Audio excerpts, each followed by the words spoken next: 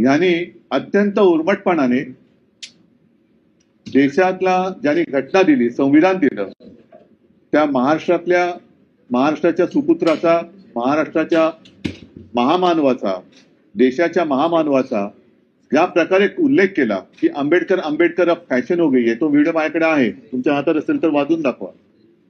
म्हणजे आंबेडकरी फॅशन झाले.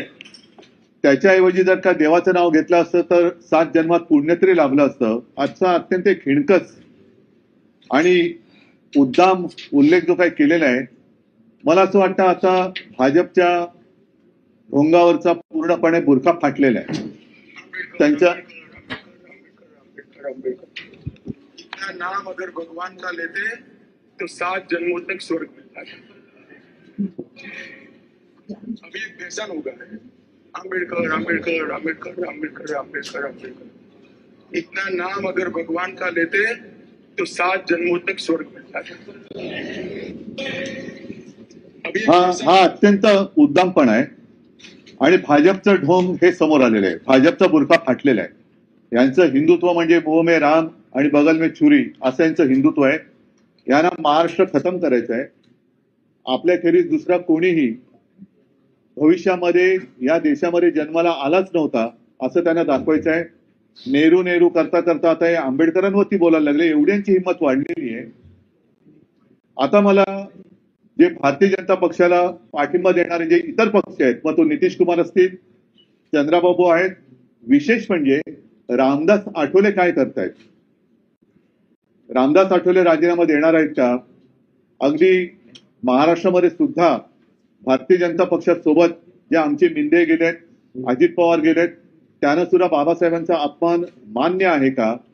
आणि बाबासाहेब आंबेडकर आंबेडकर आंबेडकर ही खरंच फॅशन झाली का, हे त्यांना मान्य आहे का? हे आता येत्या काही दिवसामध्ये कळलं पाहिजे. महाराष्ट्र तर आता मला असं वाटतं सहनशीलतेच्या पलीकडे गेलेला आहे आणि भारतीय जनता पक्षाने आणि संघाने सुद्धा आता खुलासा केला पाहिजे की हे तुम्ही अमित शहाकडनं बोलून घेतलंय का? कारण अदानीचं नाव घेतल्याबरोबर आभाळ कोसळावा तसा भाजपा कोसळतो. जो अदानीवरती आरोप करतो त्याच्यावरती भाजपा कोसळून पडतो. आता बाबासाहेबांचा उल्लेख असा केल्यानंतर भारतीय जनता पक्ष हा अमित शहावरती काय कारवाई करणार आहे का?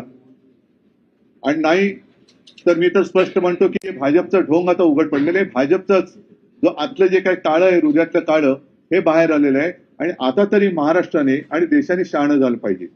आम्ही जे लोकसभेच्या वेळेला म्हणत होतो की यांना संविधान बदलायचंय, संविधान बदलायचंय, दुर्दैव असं की संसदेमध्ये चर्चा ही संविधानावरतीच सुरू आहे.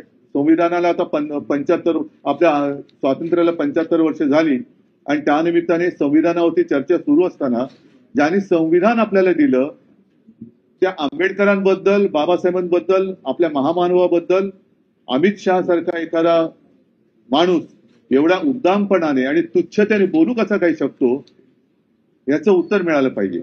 नाहीतर भारतीय जनता पक्षाला सत्तेवरती राहण्याचा अधिकार नाही.